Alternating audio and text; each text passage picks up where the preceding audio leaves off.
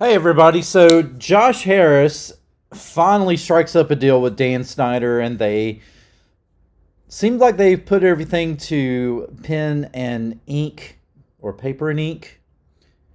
Either way, they made it official now that the deal is done between Dan Snyder and Josh Harris. Now, certainly it has to be completely blessed by the other owners of the National Football League, and that is not happening this month. However, that can be had at a later date. I think there was still a little bit more vetting to be had by some of the other contributors to the campaign of Josh Harris.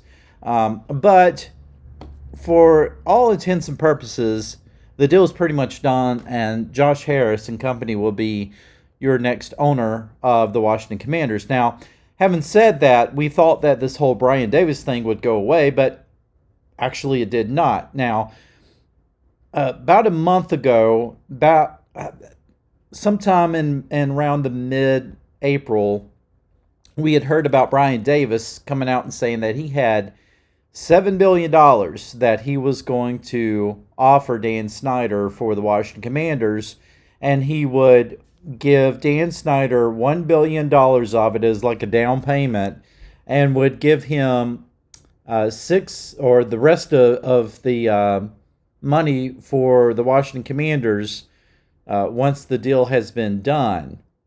Now, from what I understand, the deal can't actually go like that. And certainly there were some issues with vetting the money. It seems like the money was coming from some international source. Now, there's been, some discrepancies as far as where that money has come from. Some people said it's Saudi money. Others have said it's come from elsewhere.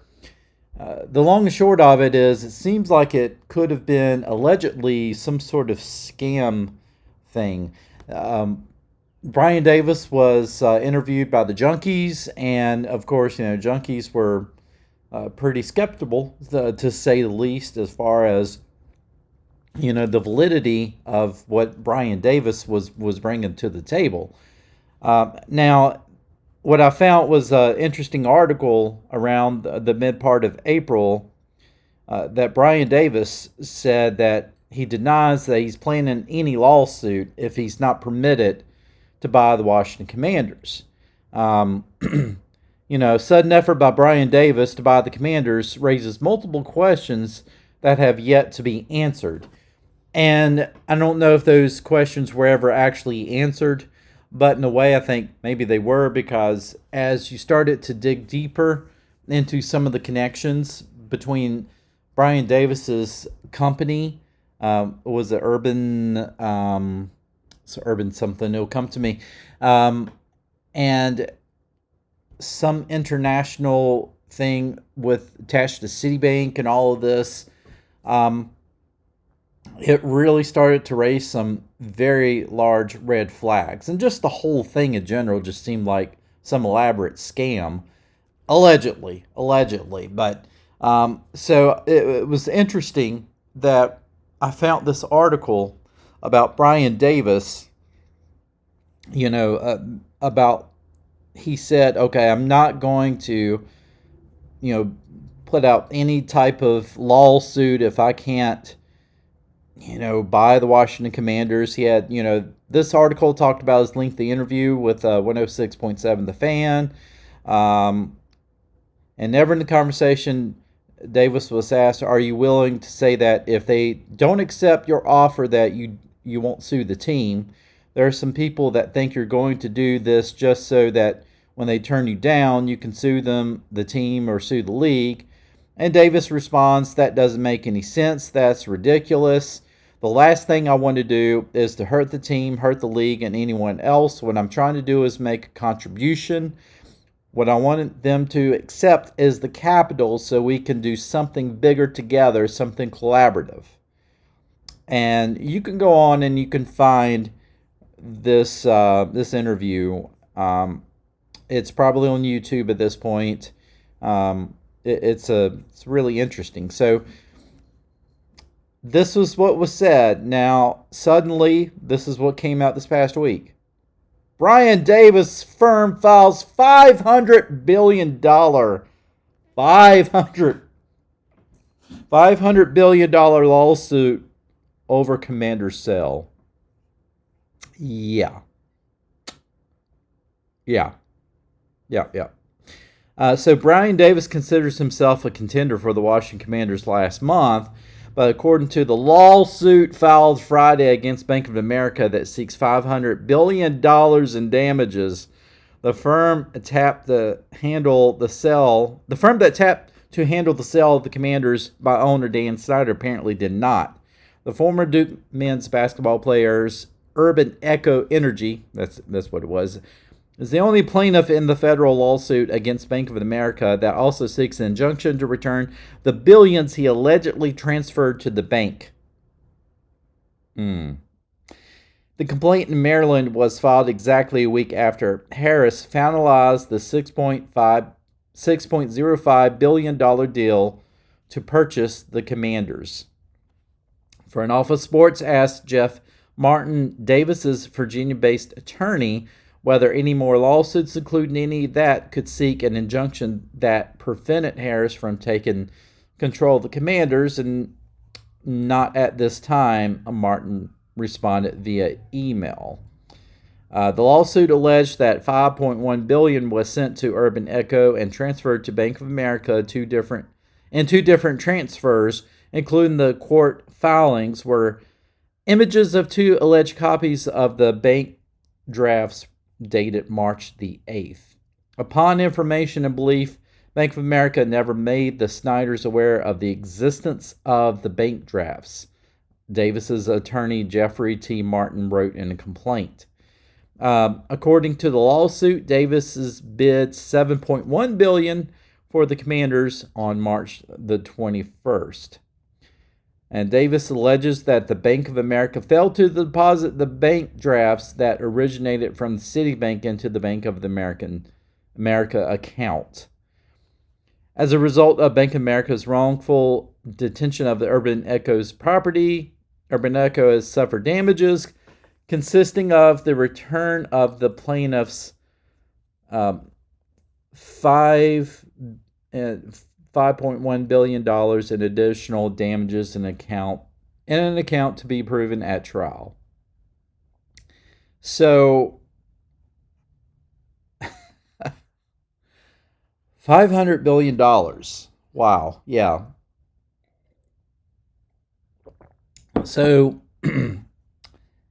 in my opinion, basically what the whole plan was, the whole alleged plan, from what I can see from the Davis camp, is that he was going to jump in on this and allegedly bid this ridiculous amount of money that was never actually there to begin with.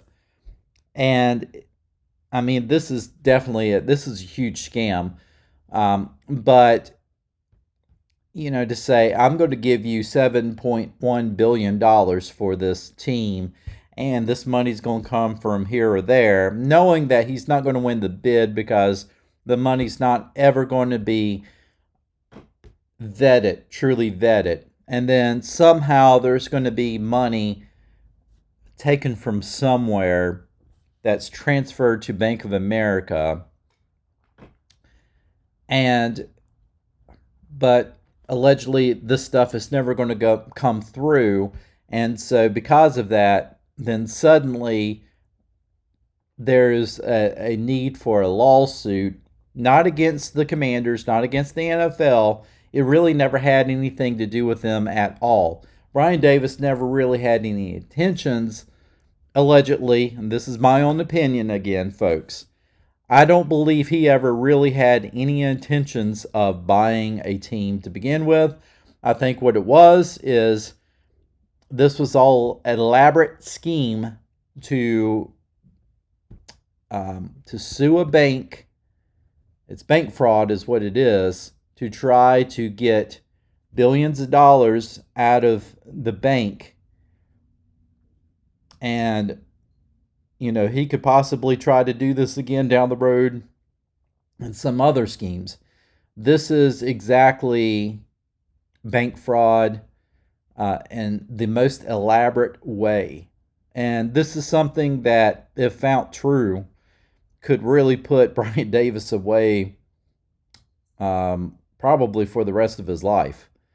So this is a very risky thing that, if this did turn out to be what I think it is, man, I mean, he is playing with fire on this. But a lot of us were kind of skeptical with this anyway. I mean, who bids $1 billion over the leading bid anyway? You increment it, a little bit. Maybe you go $500 million at the extreme most, but you never go a full billion over. And it was even then some past that. That just doesn't happen. And he never had the money in the first place. I mean, come on. This was an elaborate scheme by Brian Davis. I'm glad that the NFL saw this. I'm glad that Dan Snyder saw this. I mean, when Dan Snyder doesn't take the bait, you know that something is fishy. So glad we're moving on with this. So let me know in the comments section your thoughts on this. Now, I know that some people were talking about, when they first heard about Brian Davis, they were turning this into kind of a racial thing. I don't want to hear about any of this. Don't care what color that these people are. Don't care about the race, nationality. Don't care about anything like that. What I do care about is legality. And the legality of all of this stunk to high heaven. And if you couldn't see this past colors, then I just have to pray for you. That's all I can say. Anyway, let me know in the comments what you think. But I'm happy that things are just about over with. Now we're starting to hear about plans that Josh Harris has for the team. In the next video, we'll kind of talk about, kind of recapping what some of the plans are, what a lot of the fans are hoping to get from this new regime. And so just stick with us, folks. Please consider subscribing if you haven't already subscribed to the Washington Football Maniacs channel. And please, when you do, make sure you hit the notification bell, because YouTube has not been notifying any of my subscribers. Maybe a few, but not very many, because I can definitely see from the analytics nobody's getting these videos out. So anyway, take care. I'll see you in the next one. Hey, you stayed until the very end. Thank you so much.